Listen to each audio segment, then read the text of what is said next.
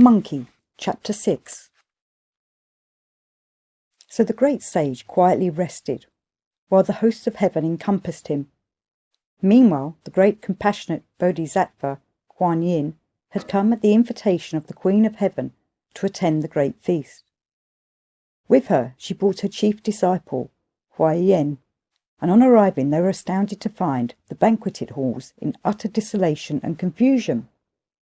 The couches were broken or pushed aside, and although there were a good few immortals, they had not attempted to take their places, but were standing about in noisy groups, protesting and disputing.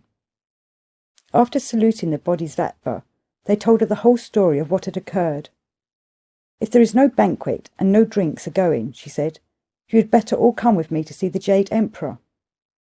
On the way they met the red-legged immortal and others, who told them that a heavenly army had been sent to arrest the culprit, but had not yet returned. "I should like to see the Emperor," said Kuan Yin. "I must trouble you to announce my arrival." Lao Tzu was with the Emperor, and the Queen of Heaven in attendance behind the throne. "What about the peach banquet?" Kuan Yin asked, after the customary greetings had been exchanged. "It has always been such fun, year after year," said the Emperor. "It is terribly disappointing that this year everything has been upset by that terrible ape. I have sent 100,000 soldiers to pen him in, but the whole day has passed without news, and I don't know whether they have been successful." "I think you had better go down quickly to the mountain of flowers and fruit," said the Bodhisattva to her disciple Huaiyan, "and investigate the military situation. If hostilities are actually in progress, you can give a hand. In any case, let us know exactly how things stand." When he arrived, he found a close cordon, many soldiers deep, with sentries on watch at every exit. The mountain was completely surrounded and escape impossible. Day was just breaking when Huaiyan, who was the second son of Vasravana and had been called Prince Moshka before his conversion, was shown into his father's tent. "Where do you come from, my son?" asked Vasravana. "I have been sent to see how things are going on," he said. "We camped here yesterday," said Vasravana, "and I sent the 9 planets as challengers, but they were unable to stand up against this rogue's magic and returned discomfited. Then I led an army myself, and he marshalled his followers. We were about 100,000 men, and fought with him till dusk, when he used some magic method of self-multiplication, and we had to withdraw. On examining our booty, we found we had captured a certain number of tigers, wolves, leopards, and other animals, but not a single monkey. Today the fight has not yet begun." While they were speaking, a messenger rushed in and announced that the great sage and all his host of monkeys were outside, shouting their battle cries. The kings of the 4 quarters, Vasravana and his son Natha, had just agreed to go out and meet him, when Huaiyan said, "Father, I was sent by the Bodhisattva to obtain information, but she said that if hostilities were in progress, I was to lend a hand. I confess I should like to go and have a look at this great sage of yours."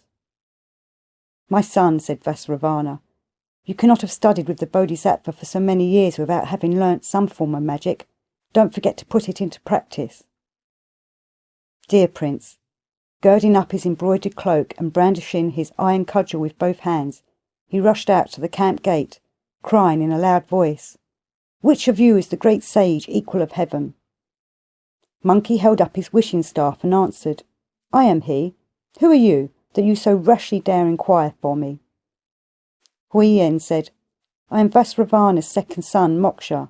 Now I am pupil and defender of the Bodhisattva Kuan Yin, and stand before her throne. My name in religion is Huaiyan." "What then are you doing here?" asked Monkey. "I was sent," said he, "to get news of the battle, and as they are having so much trouble with you, I have come myself to arrest you." "How dare you talk so big?" said Monkey. "Stand your ground, and taste old Monkey's cudgel." Moksha was not at all afraid, but advanced flourishing his iron cudgel. Those two stood face to face at the foot of the mountain, outside the gate of the camp. It was a grand fight.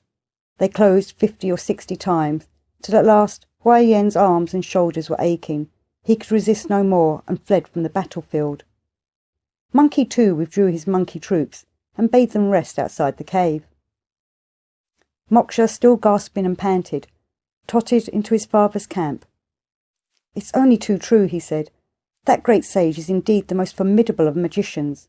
I could do nothing with him, and have had to come back, leaving him in possession of the field." Vasravana was very astonished. He saw nothing for it but to write out an appeal for further help. This he entrusted to the demon king Mahabali and his son Moksha, who at once passed through the cordon and soared to heaven. "How are you people down below getting on?" asked Kuan Yin. "My father told me," said Huai Yin, "that in the first day's battle they captured a number of tigers, leopards, wolves and other animals, but not a single monkey. Soon after I arrived, the battle began again, and I closed with the great sage some 50 or 60 times, but could not get the better of him, and was obliged to retire to the camp. My father then sent the demon king Mahabali and me to ask for help." The Bodhisattva Kuan Yin bowed her head and reflected. When the Jade Emperor opened Vasravana's missive and saw that it contained an appeal for help, he said, laughing, "This is preposterous. Am I to believe that a single monkey spirit is so powerful that 100,000 heavenly troops cannot deal with him? Vasravana says that he must have help, but I don't know what troops he expects me to send." Before he had finished speaking, Kuan Yin pressed together the palms of her hands and said, "Your Majesty need not worry. I know of a divinity who can certainly catch this monkey." "Whom do you mean?" asked the Emperor. "Your nephew, the magician Erlang," she said. "He lives at the mouth of the River of Libations, and there receives the incense that is burnt in the world below. In old days he once overcame 6 ogres. He has his brothers with him, and 1,000 plant-headed deities of very great magical powers. Though he would not come if ordered to, he would listen to an appeal. If you sent an appeal to him for troops, with his assistance we could effect a capture." The demon king Mahabali was sent as messenger, and in less than half an hour the cloud he rode on reached Erlang's temple. He came out with his brothers, and after burning incense, read the appeal. "Let the heavenly messenger go back," he said, "and announce that I will help to the utmost of my power." So he called together his brothers and said, "The Jade Emperor has asked us to go to the mountains of flowers and fruit and receive the submission of a troublesome monkey. Let's be off." The brothers were delighted, and they at once marshalled the divinities in their charge. The whole temple set out, falcon on wrist or leading their dogs, bow in hand, carried by a wild magical wind. In a trice they had crossed the eastern ocean and reached the mountain of flowers and fruit. Having announced their mission, they were led through the cordon and shown into the camp. They asked how matters stood. "I shall certainly have to try a transformation," Erlang said. "Keep the cordon closely drawn, but don't worry about what goes on overhead. If I'm getting the worst of it, do not come to my assistance. My brothers will look after me. If I conquer him, do not try to bind him, but leave that to my brothers. All I ask is that Vasravana should use an imp-reflecting mirror, standing with it halfway up the sky. If he tries to run away and hide, watch his reflection in the mirror, so we don't lose sight of him." The heavenly kings then took up their places, and Erlang and his brothers went out to give the challenge, telling their fellows to form a circle, keeping their falcons tethered and their dogs on leash. When he reached the door of the cave, Erlang found a host of monkeys drawn up in coiling dragon formation. In their midst was a banner with "The Great Sage, Equal of Heaven" inscribed upon it. "How dare the cursed monster call himself Equal of Heaven?" snarled Erlang. "Don't worry about that," said the brothers, "but go and challenge him at once." When the small monkeys at the entrance to the camp saw Erlang coming, they scuttled inside and made their report. Monkey seized his metal-bound cudgel, donned his golden breastplate, put on his cloud-treading shoes and golden cap, and rushed out to the gate, glaring about him. "What little captain are you, and where do you hail from?" shouted Monkey, "that you dare come here and challenge me to battle?" "Have you eyes with no eyeballs that you fail to know me?" shouted Erlang. "I am the Jade Emperor's nephew. I have come now by His Majesty's command to arrest you, rebellious groom-ape that you are. Your hour has come."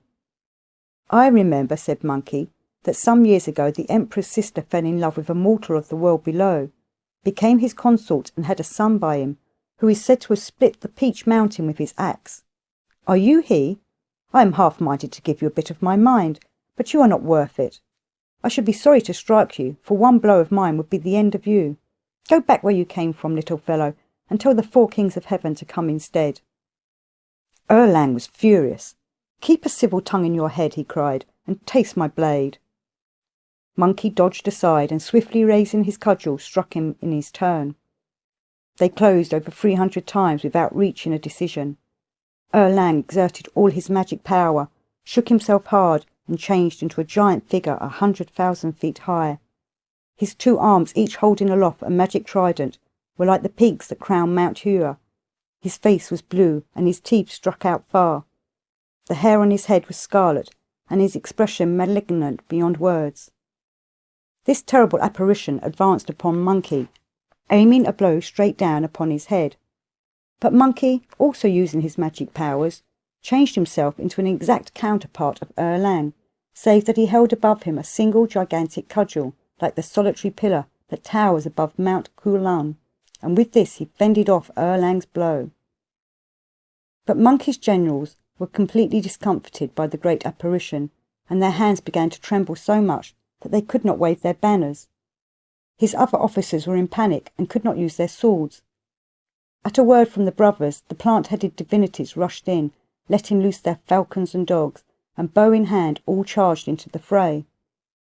Alas, Monkey's 4 generals fled, and 2,000 or 3,000 of the creatures they commanded were captured. The monkeys threw down their weapons and rushed screaming, some up the mountain, some into the cave. It was just as when a cat at night disturbs roosting birds, and then panic fills the starry sky. When Monkey saw his followers scatter, his heart fluttered. He abandoned his giant form and fled as fast as his feet could carry him. Erlang strode after him with huge steps, crying, "Where are you off to? Come back this minute, and I will spare your life." But Monkey fled faster than ever to his cave, where he ran straight into the brothers. "Wretched Monkey, where are you running to?" they cried. Monkey, trembling in every limb, hastily turned his cudgel into an embroidery needle, and hiding it about his person, changed himself into a fish and slipped into the stream. Rushing down to the bank, Erlang could see nothing of him. "This simian," he said, "has certainly changed himself into a fish and hidden under the water. I must change myself too if I am to catch him." So he changed himself into a cormorant and skimmed hither and thither over the stream. Monkey, looking up out of the water, suddenly saw a bird hovering above. It was like a blue kite, but its plumage was not blue. It was like a heron, but had no tuft on its head. It was like a crane, but its feet were not red. "I'll be bound that Erlang's looking for me." He released a few babbles and swam swiftly away. "That fish let in bubbles," said Erlang to himself. "It's like a carp, but its tail is not red. It is like a tench, but there are no patterns on its scales. It is like a blackfish, but there are no stars on its head. It is like a bream, but there are no bristles on its gills. Why did it make off like that when it saw me? I'll be bound it's Monkey, who has changed himself into a fish." And swooping down, he opened his beak and snapped at him. Monkey whisked out of the water and changed himself into a freckled bustard, standing all alone on the bank. Seeing that he had reached the lowest possible stage in transformation, for the freckled bustard is the lowest and most promiscuous of creatures, mating at hazard with any bird that comes its way, Erlang did not deign to close with him, but returned to his true form, and fetching his sling, shot a pellet that sent Monkey rolling.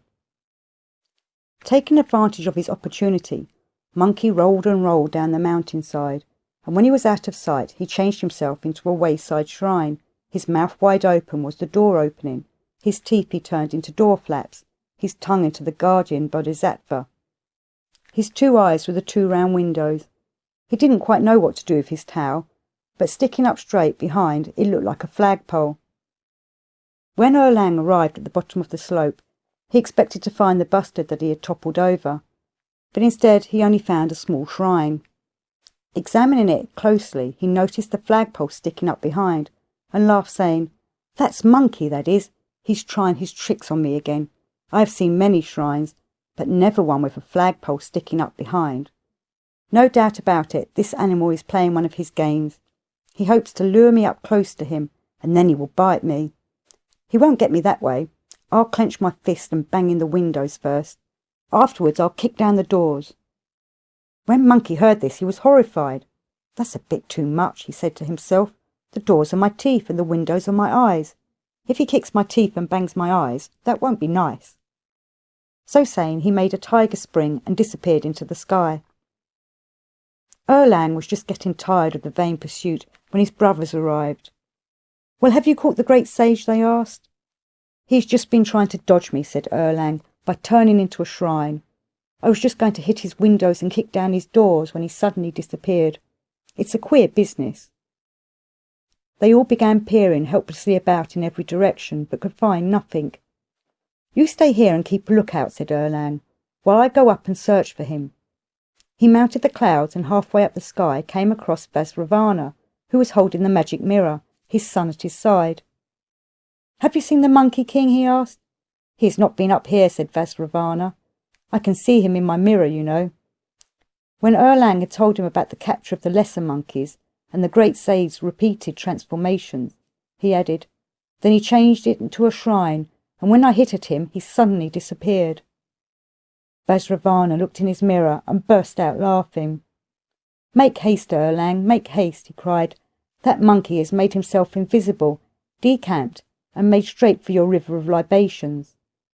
When Erlang heard this, he picked up his magic lance and fled towards the river of libations as fast as he could. Now, as soon as Monkey reached the river, he changed himself into the exact image of Erlang and went straight into Erlang's shrine. The guardian demons of the shrine could not tell the difference and bowed low as he came in. He examined the incense smoke and was looking at the votive paintings round the walls when someone came and announced, "Another Erlang has arrived."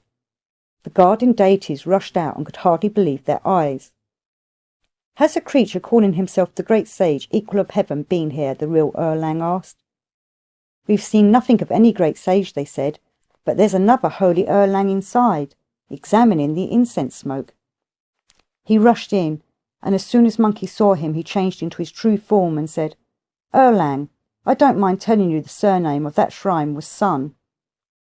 Erlang raised his three-pronged, two-bladed magic lance and struck at Monkey's cheek. Monkey dodged, and the two of them, cursing and fighting, edged towards the shrine gate and out into the mists and clouds, struggling as they went, till at last Monkey was driven to the mountain of flowers and fruit, where the kings of the four quarters were keeping straight guard. The brothers came to meet Erlang and surrounded Monkey, pressing about him on every side. Meanwhile, in heaven, everyone was wondering why a whole day had passed without any news from Erlang. "Would your Majesty," asked Kuan Yin, "permit me and the Patriarch of Tao to go down in person and see how things are going on?" "Not a bad idea," said the Jade Emperor, and in the end he and the Queen of Heaven, as well as Kuan Yin and Lao Tzu, all went to the southern gate of heaven and looked out. They saw the great cordon of heavenly troops and Vajravana standing halfway up the sky holding a mirror, while Erlang and his brothers pressed round Monkey, tussling fiercely with him. "That Erlang, whom I proposed, hasn't done so badly," said Kuan Yin. "He has hemmed the great sage in, though he is not yet taken him prisoner. With a little help, I think he could manage it." "What weapon do you propose to use? How are you going to help him?" asked Lao Tzu. "I shall throw my vase and willow spray down onto his head," said Kuan Yin. "That won't kill him, but it will make him lose his balance, and Erlang will easily be able to catch him." "Your vase," said Lao Tzu, "is made of porcelain. If it fell in just the right place, it might be all right.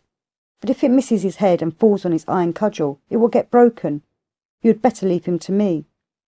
"Have you got a weapon?" asked Kuan Yin. "I certainly have," said Lao Tzu, and he produced from his sleeve a magic snare. "This," said he, "is called the Diamond Snare. In old days, when I left China, converted the barbarians of the West and became a god, I owed my success entirely to this snare. It comes in handy for keeping off all manner of dangers. Let me throw it down onto him." Standing at the gate of heaven, he cast his snare, and it went rippling down straight onto Monkey's head. Monkey was busy warring with Erlang and his brothers, and did not notice that a weapon was falling upon him out of the sky. It hit him just on the crown of the head and toppled him over. He scrambled to his feet and fled, pursued by Erlang's dogs, who went for his calves, so that he stumbled again. Lying on the ground, he cursed, saying, "That has done for me. Why can't you go and trip up your own master instead of coming and biting old Monkey's legs?" He twisted and turned, but could not rise, for the brothers were holding him down. Soon they had him bound tightly with ropes and severed his lute bone with a knife so that he could not transform himself. Lao Tzu drew in his snare and begged the Emperor, Kuan Yin, the Queen of Heaven, and all the immortals to go back to the palace. On earth below, the kings of the four quarters and Vasravana and all the heavenly hosts sheathed their swords and plucked up their palisades. Then they came up to Erlang and congratulated him, saying, "We owe this victory to you." "Not at all," said Erlang. "It was entirely due to the founder of Tao and the gallant performances of the heavenly contingent. I can claim no credit at all." "Elder brother," said the brothers of Erlang, "you have said enough. What we must do now is to hoist this fellow up to heaven and get a ruling from the Jade Emperor as to how he is to be disposed of."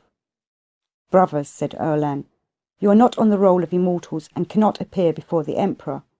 Heavenly troops must be told to carry him up, and Vasravana and I will go up and report. The rest of you had better search the mountain, and when you can report that all is clear, come to the River of Libations and let me know. Meanwhile, I will claim the reward due for my services, and then come back to make merry with you." The brothers bowed their assent. Erlang mounted the clouds, chanting songs of victory, and made his way to heaven.